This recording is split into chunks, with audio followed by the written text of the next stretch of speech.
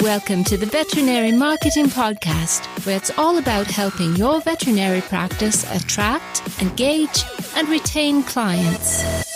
Broadcasting a new podcast every Monday from sunny Southern California, here's your host, Brandon Bashirs. Hey there, everybody. Welcome to this week's episode of the Veterinary Marketing Podcast. Hope you're having a fantastic day. Today's podcast is going to be all about if you should start a podcast for your veterinary practice or not. So let's get into the podcast about podcasting. Before we begin, a few things I would like to mention. First, if you haven't done so already, be sure to subscribe in iTunes or in Google Play. And if you could do me a massive favor, please leave me an honest review in iTunes. I would really appreciate it if you enjoy the podcast. As always, if you need help with anything, you have any questions, comments, anything, you can send me a message at my Facebook page is probably the best place to reach me, or you can send me an email. And please, if you have any questions, need help with anything, don't hesitate to reach out. I'd also like to mention that this episode is being sponsored by usedvetequipment.com. Check out the website usedvetequipment.com. This is a website by Brad Haven. It's been around for 5 years now. And what Used Vet Equipment does is it helps to bring buyers and sellers together. So do you have any used equipment that's just sitting around in your storage area or storage room that you want to sell? Are you looking to save money by buying used? If you're looking for anything from cages and kennels, x-rays, ultrasounds, surgery and laser equipment, lab equipment from IDEXX or Abaxis, tables, tubs, sinks, and all kinds of other items, you should head on over to Used Vet Equipment. So if you're looking to buy or sell used, you can go there. It's pretty much like the eBay for vets, and it works great. So Brad's developed a really good way to help protect both the buyers and the sellers to make sure that the products are right and how they should be and that everybody is happy. So you can check out a bunch of cool testimonials there as well. So head on over to usedvetequipment.com and be sure to let Brad know that you heard about it on the podcast. All right. Another thing that I want to mention too is that if you haven't done so already, be sure to head on over to the Facebook group, the Veterinary Marketing Nerds. I'm going to be doing a podcast related, launch a podcast kind of mini course inside of the group. So if you're thinking that, hey, I should start a podcast, and we'll talk about why you should or shouldn't start a podcast for your veterinary practice, or just for your own brand specifically. If you're interested at all, you're definitely going to want to go there. So you go to facebook.com/groups/the Veterinary Marketing Nerds, and then request to join. But absolutely, you should be hanging out there if you do marketing for your veterinary practice. All right, so podcasting, it is definitely something that is very popular. You're listening to this podcast now, and that's how I got to know you. So for those of you who don't know, I started this podcast almost 4 years ago, and I started it as a result of working with just some people in the veterinary industry. And it was kind of interesting how it got started, but at the time I was actually doing real estate full-time and doing marketing for my real estate business and other businesses. And I had seen that kind of the veterinary industry needed some help. Specifically, what happened was that we had a client for a specific software product that we were using, and they didn't have a website or even the internet in their practice. And we actually had to send them a computer so that they could run the software that they were going to start using to do the loyalty program, which was Rethink Veterinary Solutions. And I was like, man, this industry could use a podcast about marketing. And I wanted to start a podcast. I wasn't sure what I wanted to do. And so I decided to start this podcast. And it has been amazing. Just the number of people that I've been able to meet, all of the cool experiences that I've had, it just has been a life-changing thing for me. So first off, if you're listening to this, I just want to say thank you so much for listening. I've just been able to meet so many cool people from this.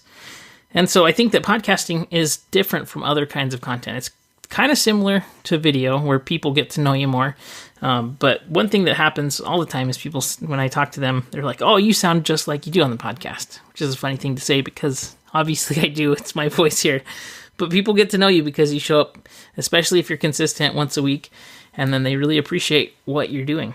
And so I think that podcasting could really help veterinary professionals get good information out there and connect with clients. And it's just a different channel and a different medium that's going to offer more context in the relationship that they have with their clients. And also it's going to just be able to educate and give good information out there, which is the world is in need of veterinarians producing more content. So I think that it would be tremendously beneficial if practices started doing podcasting. And I think that you can use podcasting for a whole bunch of good content creation types. So you can repurpose your content, all kinds of things. So this is going to be a 3-part series. This first part of the series is actually just the general introduction, kind of what's involved in it. And if you want to start doing podcasting, I think that this is a good place to start with. It helps you think about what are you going to create for your podcast? How often are you going to create content for it? How are you going to, all of that kind of stuff, general thinking about things before you get started. And then the next 2 episodes are going to be specifically about the nuts and bolts of how to get started. So today is just the general overview, and then we're going to get a deep dive into production and get kind of technical. So it will be helpful if you're thinking about starting. I'm going to share with you exactly what to do. And then we're going to talk about how to distribute it and how to use that content in the future to reach your clients. And so I think it's going to be very, very useful. If you, again, haven't done so already, be sure to head on over to the Facebook group. You'll be able to find the corresponding content that goes along with this podcast. I'll probably be doing some screen records and all kinds of stuff. So why should you start a podcast? That's going to be the question. I think that you should start a podcast only if you want to. It takes time and effort and energy. And so if you don't have a desire to do this, don't just start, just have an extra thing to do. I think that's one of the problems that people have, is that they're told that, hey, you should do this and you should do this, but really they don't want to. You should have a practice Snapchat. But if they don't want to, then it just is an extra thing that they don't like doing, and it ends up not getting done. So I would say if you want to start a podcast, make sure that it's something you actually want to do. If you're not sure, it's okay to try and stop. And we'll talk about how many podcast episodes you should probably do as a minimum, just to see kind of if it's going to work for you or not. But podcasting is incredibly popular. Here's some interesting stats that help you to understand kind of the power of podcasting. So about 40% of Americans have listened to a podcast. And that's actually a huge number. It's up 11%. These numbers are out from 2017. I got this from a podcasting hosting source specifically. So they are the biggest host of podcasts. So 40% of Americans listen to podcasts. Out of those people that listen to podcasts, 42 million Americans download podcasts and listen to them at least once a week. So they listen to their podcasts weekly. And so that's 5 times more than people go to the movies in the US. So that's amazing as far as an amount of distribution and how many people are actually engaging with this unique format. Now, there's a few things that are good about podcasting. Number one, if you're not comfortable being on video, it helps to get people to know you, just because they'll hear your voice.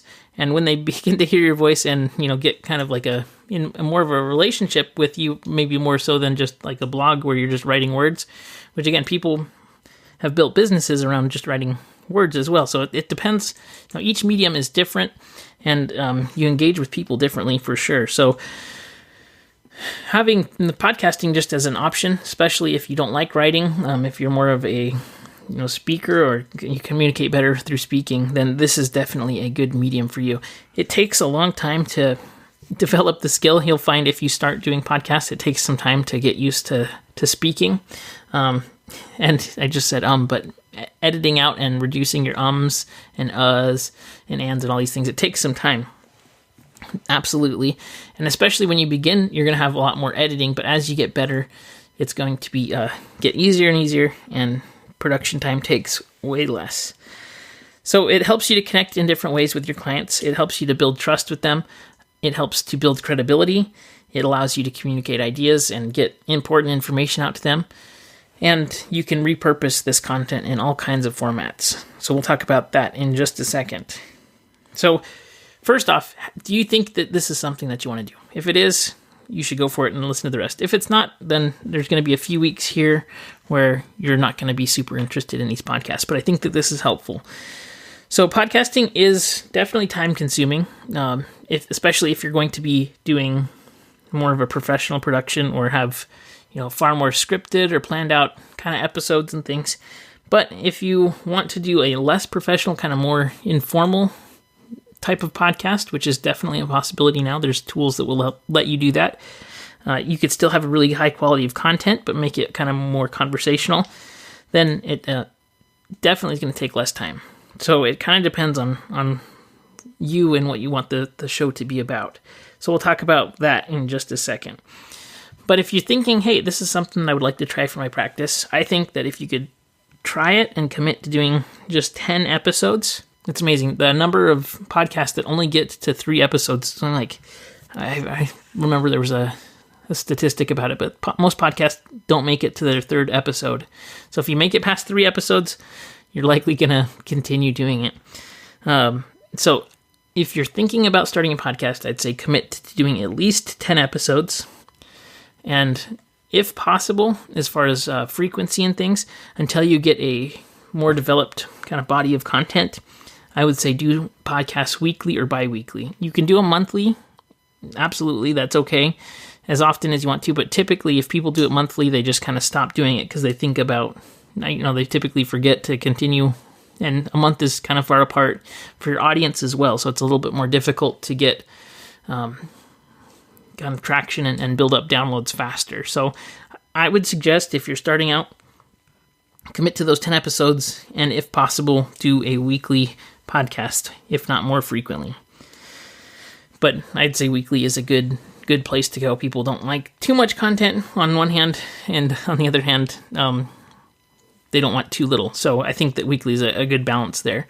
If you do more frequently, then sometimes if people get behind on things, then it will just continue to pile up in their downloads on their phone and take up space, and so then they'll end up unsubscribing. So it needs to be manageable, but frequent enough that they come to you often.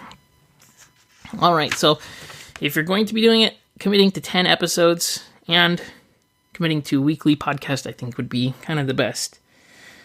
Now that you've kind of figured that out, the next thing is figuring out what kind of a direction do you want to go. Do you want to have a more professional production where you buy really nice microphone equipment and then do a lot of post editing? Do you want it to be more conversational? How do you want this to look for your veterinary practice, and kind of what matches the brand? I think that a lot of people have expectations that they're going to do something that's really professional, but it might not be necessary. Especially depends on how your clients perceive you and what your brand is. And so I think if it kind of depends on what you're looking to do and how you're going to be able to create this. So is it going to be casual? Is it going to be really professional and standardized where you have a format every show? How do you want this to go for your practice? With podcasting, it is important that you have clear audio. So it should sound crisp and clear, and there shouldn't be a lot of background noise if possible.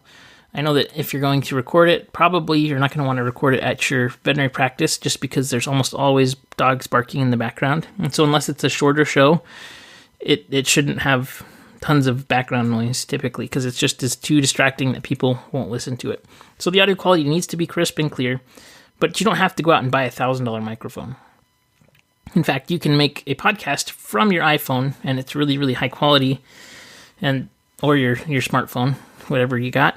But it can be really high quality, and you just need to find a quiet place to record your podcast. So figuring out first what your format's going to be like. For most veterinary practices, I would say, especially if you're starting out, just creating content that you're interested in and also that your clients are going to be interested in. So really useful content that probably is on the shorter side. I wouldn't go super in depth unless you have something to say. So I've always tried to make it so that my podcast episodes are only as long as they need to be. I don't actually shoot for a time length that is ideal. Typically, I want it to be less than at least a half an hour because I don't want it to be too long. But I will definitely go longer if it needs to go longer, or go shorter if it needs to go shorter. But I'm not trying to fill it with content and trying to kind of hit a benchmark.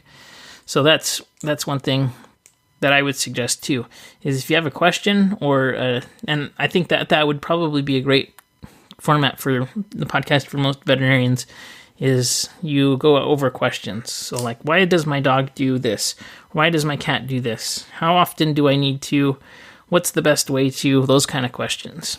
And that way you'll stay in front of people. It'll allow you to segment your content based on what people are listening to and what they're engaging with. And then you can kind of roll out your offers based on that as well. So that is kind of the thing. If you can formulate how a podcast is going to go, and then it kind of takes the guesswork out of what you should do and how you should do it, instead of trying to reinvent the wheel on every episode, that's going to be helpful, and it's going to help you to make sure that your podcast actually gets done.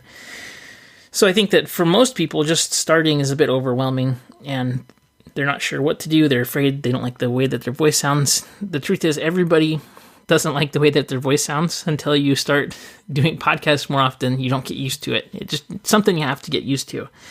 So when I started my podcast, I've, number one, committed that I was going to do it at least for 1 year, every single week.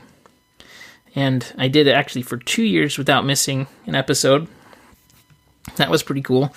And it has been just amazing. And so when I started out, it would take me about 8 hours to get an episode done, which is a lot, but I wasn't very good at it. And I was trying to get some really technical information into the podcast, and it actually helped me to learn a lot about marketing, which is cool, because if I wanted to learn it, if I wanted to teach it, I had to learn it good enough so that I could teach it and explain it. So there's been multiple benefits, at least for me, in creating this podcast. So I think that you'll find, too, if you are doing stuff like this and creating a podcast, it's probably going to help you to not only figure out what your clients are interested in, but also how to explain it better in a way that they'll be able to digest it, and hopefully they'll enjoy it and things like that. So let's just do a quick little overview of kind of what's involved in the process of podcasting. So first, you need to come up with the ideas of the podcast. What's your podcast going to be about? What's the format going to be about?